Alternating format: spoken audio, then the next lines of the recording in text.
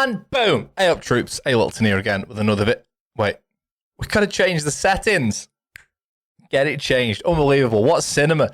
Steven Spielberg's got nothing on me. Right, we're looking at settings. 2025 CJ. I say 2025 like it's just happened. We're literally in August in a few days. Let's look at settings. I know some creators go, I get asked this all the time, but there's a video. And no, they don't. But I do actually get asked this all the time. I haven't made a settings video for a little while, so let's crack on and run through the different settings. So, one thing I will make a quick disclaimer here is, hang on, I'm going to turn my fan on first because it's a bit warm. Should probably cut that out, but I'm not going to. One thing I do want to make a quick disclaimer about here, right? These are the settings that work for me. A lot of the settings in here, let's just pick stunning VFX straight away, like white glare or dark glare, is completely subjective. There's no right or wrong. There is some things which will give you an advantage, which we'll come to shortly. But there is no right or wrong on some of these settings. Also, I've never played the game on every single setting. I can only tell you what I use, what works for me. If you're 36 with no hair and a dad of 2 and with slow reactions and bad eyesight and various other things, then maybe these work for you as well. If you're a hotshot 18-year-old, unbelievable gunner that's got incredible eyesight, maybe they're not for you. But it's completely subjective. Use some of them if you want to. Don't use any of them if you don't want to. But these are what I use. You may go with it. Actually, what are you doing that for? This is better if you do this. Maybe that's the case.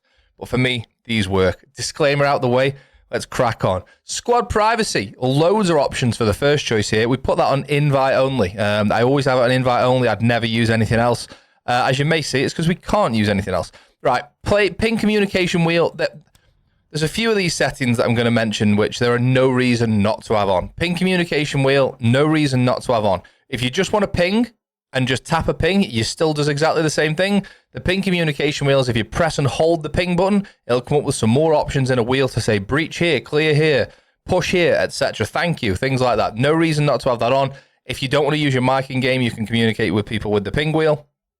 But if you just don't want to use the wheel and you still just want to do standard pings, it still works. If you just tap ping, still does exactly the same thing. Display performance metrics. They're off at the minute for me. That's because I was just making a thumbnail. I normally have those on minimal metrics. Now, as you see down the bottom left, I'm kind of in the way, but let's do some editing on the fly. Bye.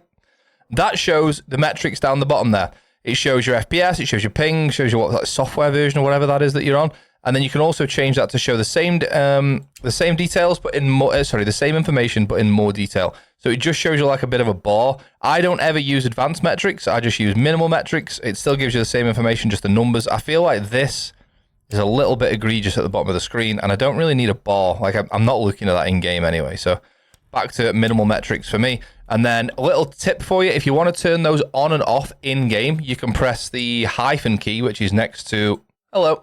Press the hyphen key, which is next to the equals key, next to the 0 key, in between equals and 0. If you press that in game, that'll cycle this setting here. It'll go between off, minimal, advanced. And you can, cycle through it in mid game if you want to. Connectivity feedback. I would keep that on. Obviously, you have to keep it on, but I would keep it on default so you can see what these. So the two choices are either icons or default. So you can see down the left-hand side the different pictures. If you have it on icons only, you only see just these icons down the left-hand side. If you want to sit and learn what each one of those icons mean, no problem. If you have it on default, it comes up like this, and that's what I would recommend, because then you don't have to learn what each of these different icons means. Stun VFX, does this mean you get actually flashbanged when you get flashbanged? Does your screen go white, or does your screen go black? Some people prefer the screen going black because the white's a little bit too much. I don't know, I feel like I'm kind of like in the game if it's still white.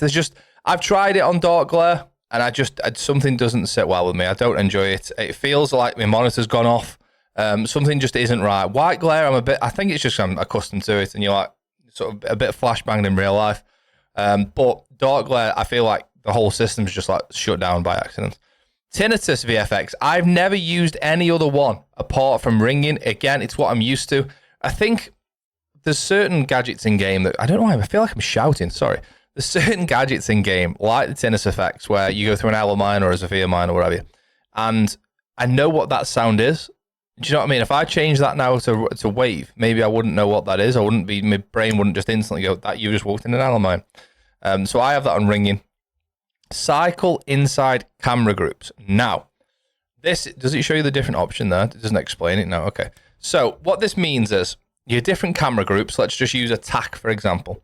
Different camera groups would be standard default attacking drones, Zero cameras, Twitch drones, Brava drones, Dokkaebi cameras if you've hacked the cameras, and all the different type of cameras that you can get.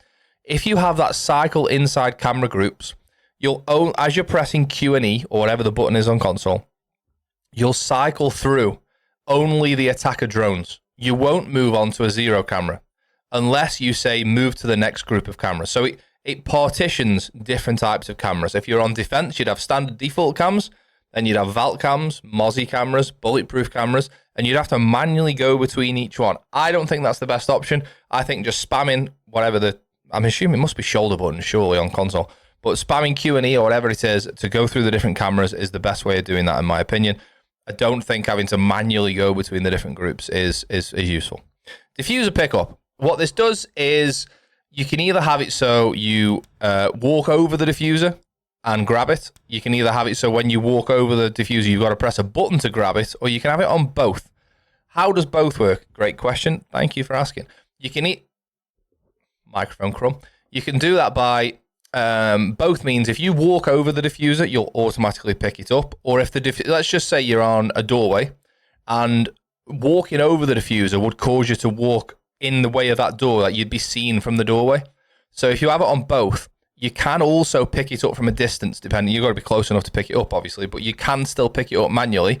You don't have to be on top of it to pick it up. However, if you walk over the diffuser, it will automatically pick it up still, but you can still grab it from a distance. I hope that makes sense. I have that on both because there's no reason not to. I mean, some people don't like automatically picking up the diffuser. Maybe you could just leave it on manual, but I plant a lot of the time when I'm playing the game. Visible throw trajectory. There is no reason. I would love somebody to get in the comments to tell me why you wouldn't have this on. This is when you're throwing a C4, throwing a grenade, throwing a cave claw or a Vault cam. It shows you where that thing's going to end up.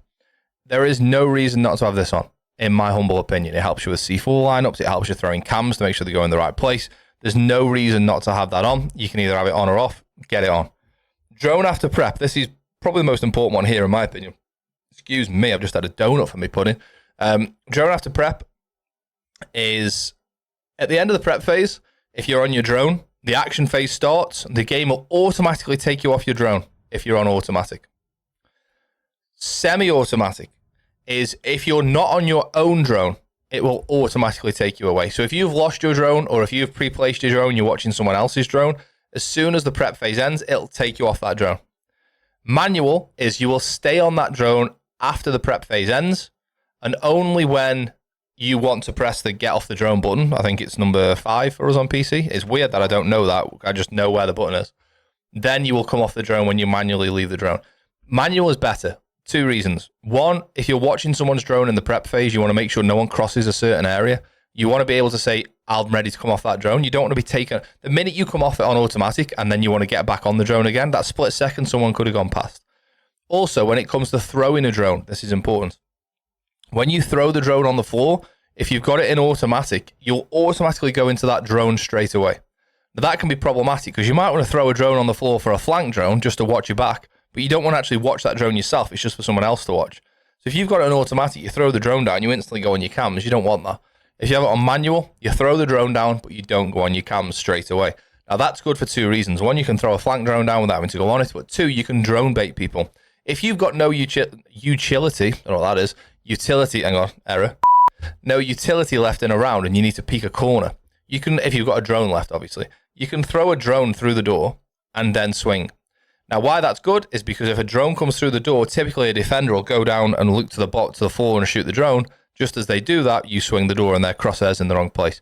So drone baiting works. I've put it in loads of videos in the past. It is a good strat. Put it on manual, enables you to do that. Match replay, dead simple. Do you want your game saved or not? There's all sorts of talk of if you have match replay turned off, you get more FPS, your game runs a bit smoother. I've never noticed the difference. I have turned it off for like a day once and I didn't notice a difference. Have it on because if something cool happens in the game or if you're playing a cheater, you need to get the footage. For me, I just always put it on. Text chat channel. Now, don't listen to what I'm going to say here because I've got it on all. However, in my opinion, you should have it on team. Team means you can only see what your team type in the chat if they put it in the team chat, so the team can communicate amongst themselves. It's good for if no one used to use the mic before a round starts saying, hey, do you mind playing Thermite? And you'll know that. Off or disabled is no one. You can't see all chat or team chat. And all chat is a toxic cesspit where people say all sorts of things that you don't really want to read when you're just trying to play a game of Siege. I have it on, and I don't know why. I feel like if I turn it off, I'm missing out on something. What am I missing out on? Some toxic who I don't really want to see what he says in there. I don't know why I have it on all. I can't advocate enough for putting it on team, but I have it on all, just in case someone says something that you might want to read. But all it is the two teams shitting on each other, and it generally just gets you down. Someone says something racist or horrific, and you just think, why am I even reading this? Keep it on team chat. Crossplay communication. This is, can you speak to your team if they're on console, on or off? If you're looking at this and you play on console, there'll be an option at the bottom here for crossplay on or off, and that means will you join PC lobbies if you play with PC players? Turn that on if you do want to do that. But this is just crossplay communication in terms of talking to someone else. Onto the HUD. HUD presets. I have this dead standard, and I have this on normal for everything. I don't change anything on the HUD settings apart from the compass. I used to have it on advanced, and now I have it on simple because advanced doesn't show you where you are in the game anymore, and simple does. Or the other way around. Shows high information for pings and markers in front of you. Shows pings and markers without any height information. Oh, wait. Oh, because the ping shows on the compass. Yeah. Okay, so yeah, I have that on simplified, which is what it... No, actually, I don't want to... I just want to just put this on default because I think this was default. I have pretty much everything on. I want all the information I can get on the screen. You can also, what some people like doing is, where's the slider for the bordering? Is this it? Action reminder opacity? No. There's a slider for the bordering. Maybe it'll be on display. But I have everything on. I want as much information as I can. There's an option to turn points off. Don't do that. When you play competitive, you don't have points on, right? And so people try and think that if they, I know I'm a good rank player, I don't even play with points on. Idiot, frankly.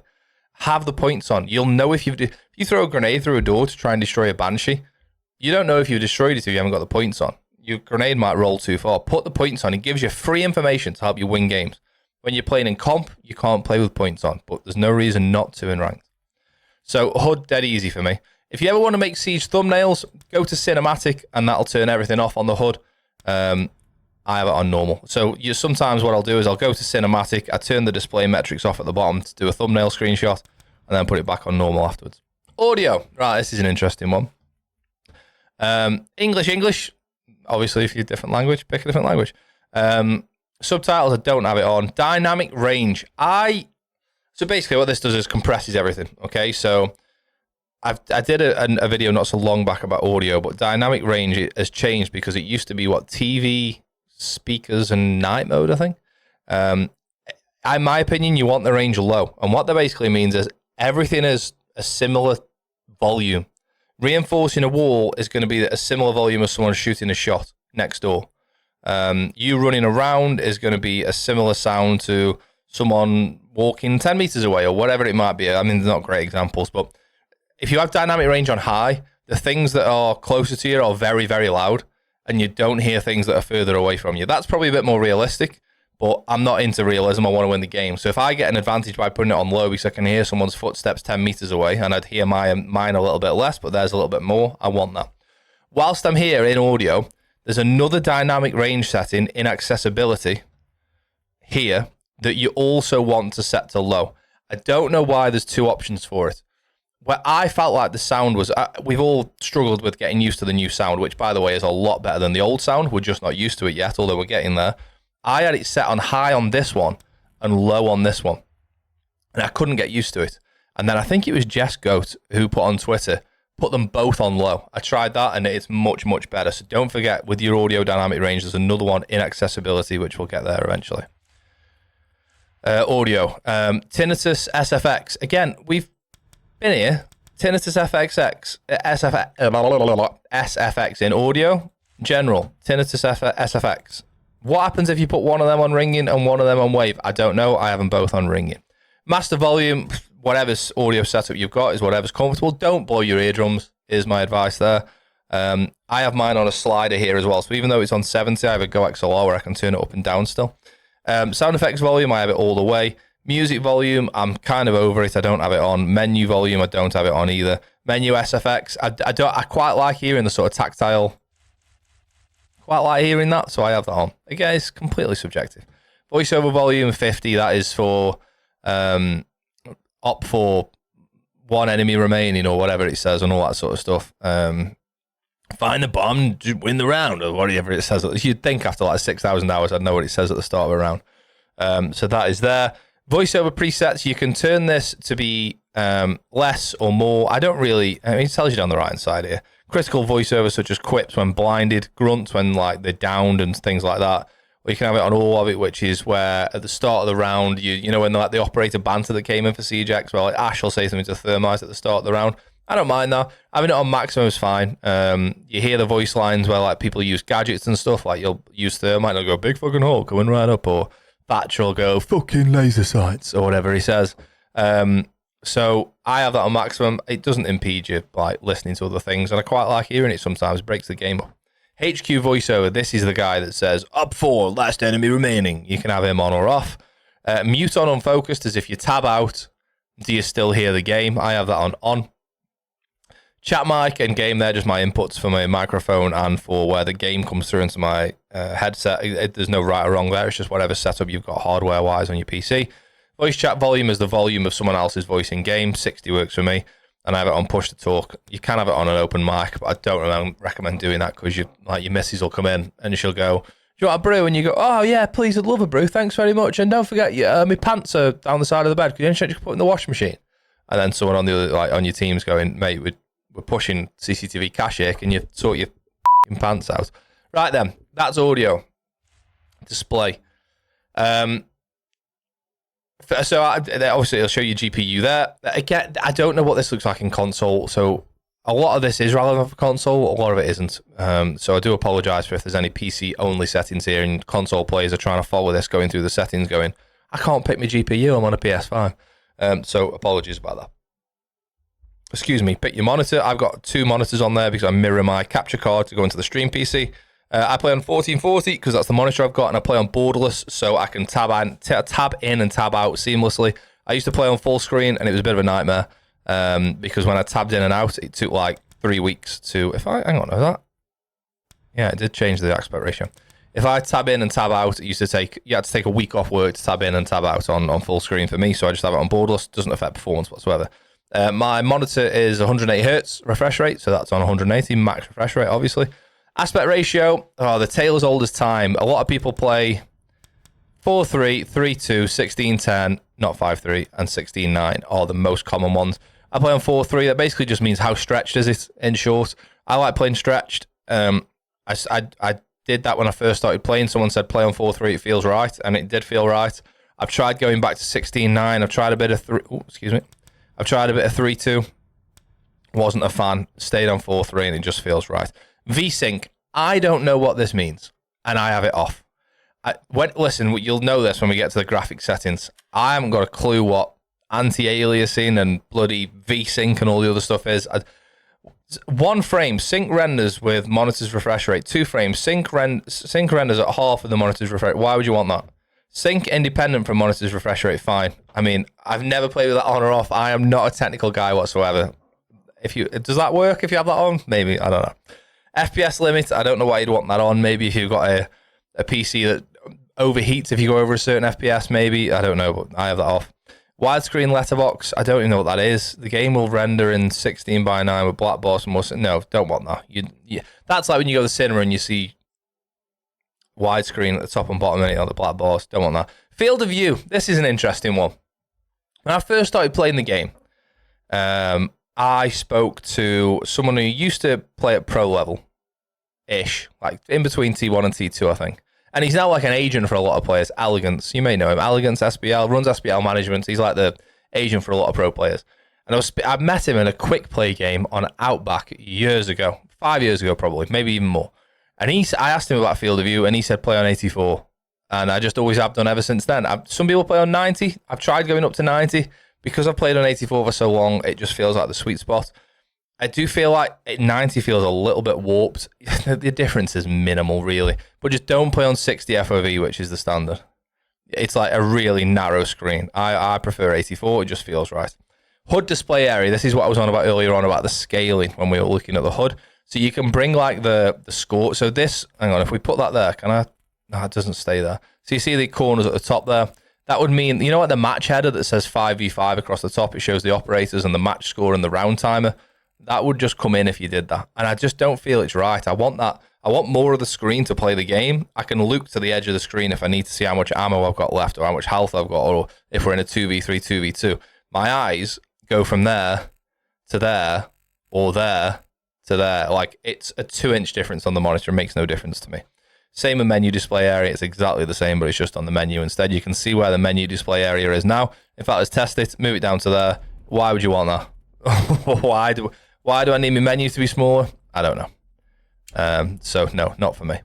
And then brightness. I play on slightly higher brightness, 53. Don't know why. Always played on it. Just feels right. Again, this is another subjective thing. You might feel that your eyes respond better to a brighter screen or to a darker screen, or your monitor might not be able to go as bright as you want it to, so you can adjust it in game. Completely subjective. Graphics. Now, this is the one where I haven't got a clue. Someone told me ages ago that this is what you want, right? And I did it, and my PC ran fine, FPS was fine, it was running smooth, and I've never changed it ever since. Texture quality. By the way, I've got a 4070 Ti and an Intel 14700K, and I get like 400 frames. Although I did have Jack J7CK optimize the PC a few weeks ago, and I did go from like 280 to 400 frames. So he did a lot of like removing bloatware from the PC. Great guy. Have a look at him on Twitter. In fact, I'll shout his Twitter handle out right now. J7CK_R6. So Jack with a 7 _R6. Really well priced for spending 2 or 3 hours on your PC and optimizing it. So if you want your PC optimized, he's a good guy. Anyway, overall quality, put it on custom, and then I only change 3 things. I change the texture quality to be high, and to be honest, that's mainly for thumbnails, but I just leave it on high anyway. Texture VRAM limit, don't know what that means, but I put that on maximum as well.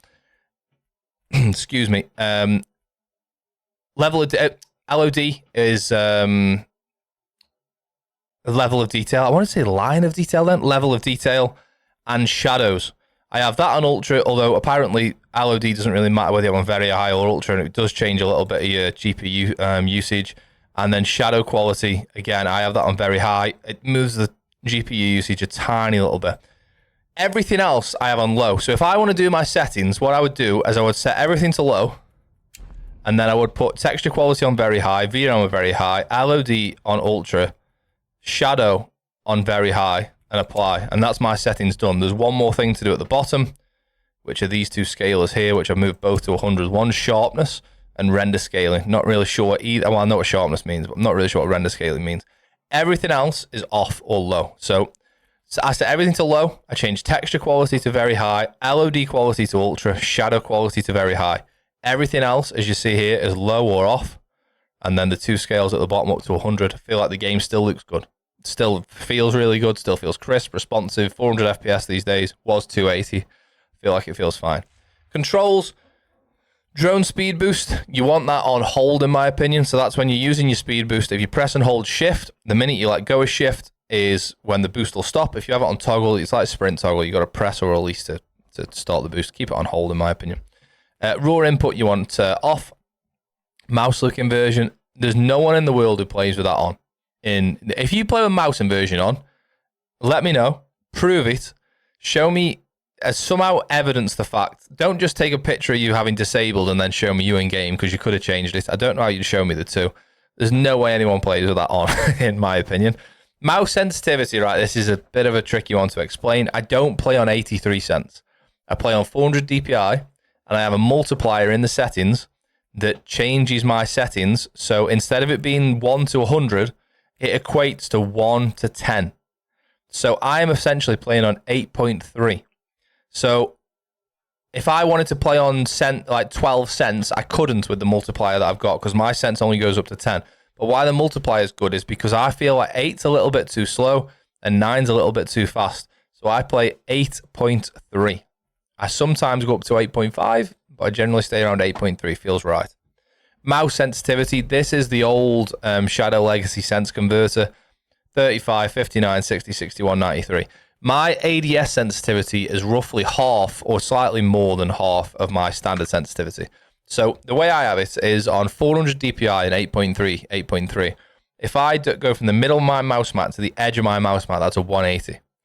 And when I'm ADS'd, if I go from the middle of the mouse mat to the edge of the mouse mat, it's about 90 degrees, just slightly more.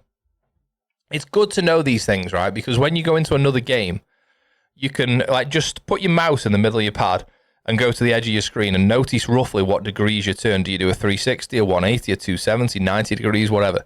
You roughly want to be turning 180 degrees because at least you can do a spin with one swipe of your mouse pad. And then when you go on to another game, you know roughly pad in the mouse in the middle of the pad, go to the edge of the pad. How far did I turn? 180 degrees? Perfect. You can set your sense quite easily. Mouse scroll, I have that disabled. You can have that so you can change weapon on the mouse scroll. I found I was like doing it a little bit too easily in game, so I turned that off. Gadget deployment advanced. You can see the difference here, similar to drone deployment. Press and hold press and release the gadget button to deploy the gadget. After the deployment has started, the action cannot be cancelled. Think about placing a thermite charge down. You start putting the thermite charge down. If you have it on simple, once that action bar starts, you can't stop the thermite charge being placed. That's a nightmare if you've been bandit tricked, because you might see the wall start being electrified and you want to let go of that button and take that thermite charge off. There's no reason, in my opinion, to put that on simple or on standard. Sorry, there may be some accessibility issues as to you can't press and hold the mouse button for a certain period of time, and if that's the case, then by all means don't listen to what I'm saying. If you have accessibility issues, that's the reason a lot of these settings are in here. Drone deployment, we talked about this, but why is it here again? What happens if I have that on standard here, but in general? Is it in general? Where is it? Oh, drone after no, wait. I've told you a lie. Stop the count. Drone after prep is just the drone after prep. You know when I said you don't want to throw the drone down and automatically go on cameras? That is this setting. That's this setting here. So the other one, I've told you a fib there. The start setting that I said at the beginning is here actually. Aim. So when you're ADSing, do you hold or do you toggle? When you're leaning, do you hold or you toggle? I play hold lean, which is really quite rare apparently. Spoit plays hold lean, so that means I'm as good as him. A lot of people play toggle lean, or most people play toggle lean. I press hold. So I use Q and E to lean. So whenever I'm leaning and strafing, I'm holding E and D at the same time. And then it's a lot. I don't know if I can move my caps lock camera down to show you what I mean, but me camera down, show you my caps lock. I'm waffling a little bit here. I do apologize. I haven't got my other camera set up on this scene, but I don't use. You know what? Sod it. We're not a very professional video editing around here. Let's add another. Where is it? Video capture device. Add. We want. I think it's webcam 2, which will actually be pointing out to my garden at the minute. There it is. That's my wall and my garden. Nice. If I bring that into my keyboard here, I'll show you what I mean. So I don't actually play with my caps lock on my keyboard. So what I'm leaning, I'm on Q and E, and then I'll press E and lean, and then I'll press Q and lean, and I move my middle finger over, whether I'm on E or whether I'm on Q. And then what I essentially do is press the side of the A button like this when I'm leaning with Q. See, that's like the position my fingers will be in. I've just actually pressed Q. So if I have my caps lock there, I can't actually use the side of the A key. You can still press the caps lock switch if you need to, but I don't have caps lock bound to anything. But yeah, that's what I do when I'm leaning anyway. Right, that's the end of that. Let me move. Let me get rid of that. Hang on. Webcam 2, gone. Right, let me get back to where we were. Put that back over here. Right, sorry. Brief digression. Right, where we go. Digression, is that a word? We've digressed. Aim, we've talked about that. Lean, we just talked about that. Sprint, wherever you want it on toggle or not. Sure, you don't want it on toggle. You don't sprint for that long in Siege. Like, there's a chance you could forget to untoggle it off and it'd cause you problems. Crouch, I have that on toggle. I feel like once I've crouched, it's easy enough to press C and get up again. But then again, do you crouch for that long? I think you do in Siege. If you're holding an angle crouch, you don't want to be holding C for the time you're holding it. Prone.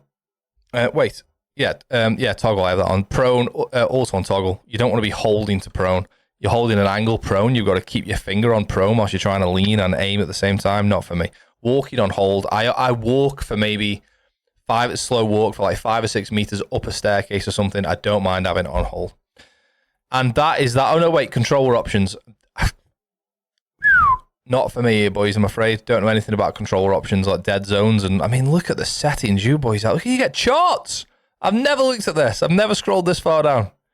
You get bloody charts. ADS, vertical acceleration.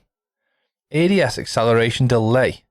ADS, bloody hell. You can really get into some mad settings here, can't you? Anyway, so you have vert and horizontal, yeah. Left stick dead zone, right stick dead zone, trigger dead zones. Wow. Interesting. Right, privacy.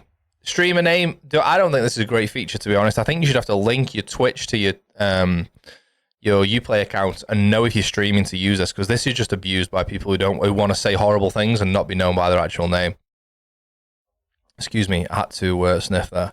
Hide avatar. This is all just like privacy things, as obviously it's called privacy, but whether you hide your settings or not. Appear as you can just have it so your name when you're in game is just you. So if you're having streamer mode on and you're actually at risk of getting stream sniped, you can put it on you so people don't know your name in game. Hide avatars, you can't see your picture. Rename other players. This is so the other players will be named like Alpha, Bravo, Charlie, Echo, Delta, etc. I think I've just said A, B, C, ED, which makes no sense. ED, EE1D, Capcan, or erectile dysfunction. Hidden matchmaking delay, so that's if you're streaming and you're showing your screen when you're queuing, you can hide your matchmaking. Don't know why you don't want to do that. Well, just you hide your screen. You don't need to show the menu when you're searching for a game. Hide regional latency. You can do that again so no one knows what server you're on. I mean, this is if you get in stream sniped, really. You don't need to hide your region and latency when you're playing at home on your own. Hide commendation streak. If you want to, you can show that you've not been commended by people because you're embarrassed that you're such a goody two-shoes. Keep it on. Ubisoft Connect privacy. Visit external website. No, but that will take you to your account settings on a browser. Accessibility. This is all pretty much subjective, but I'll show you what I have. I play on white optics with 100% opacity. It sticks out. I love it. I've tried loads of other optics. I've tried Emotars and in my Twitch chat saying pink 66. Tried it for a little while, didn't hate it, but went back to white 100. Screen shake intensity, don't have screen shake on. It's only cinematic and it will make you play worse because it shakes your screen. Motion blur, exactly the same thing. You don't need motion blur on. Stun VFX, white glare or dark glare? What if we have it on white glare here and dark glare here? Who knows? Maybe I need to test that. Tinnitus again. Dynamic range we spoke about. So these three settings are also settings in other places. Team colors are the last few things to talk about. I prefer blue and red. Some freaks out there have their own team in red and the enemy team in blue because you see claymore lasers easier. That's apparently in blue. Not for me. I couldn't imagine seeing my own team gadgets in red and not wanting to get rid of them. Do you know what I mean? Like if you saw a Malusi Banshee highlighted red and you would just shoot it. Anyway, although you wouldn't be able to shoot a Malusi Banshee because it's bulletproof. Terrible example. And the chat assistance and hints and chat scale, you can like change the background. There you go. There's an example. You can have it so that's transparent, or you can have it so it's opaque like that, which is gross. Or you can have it so it's slightly darker, translucent, semi-transparent. Why haven't they called that translucent? Opaque, translucent, and transparent. Semi-transparent. I mean, is that not translucent? And then chat scale. Does it show you the difference? Yeah, there you do. You can see. Do you want chat that big or do you want chat that big? I have it on standard, which is 100. And that is all the settings that I use in 2025 on CJX. Please don't go on graphics. You're actually better off going to your ambient occlusion and putting it on FX, FS, DCC.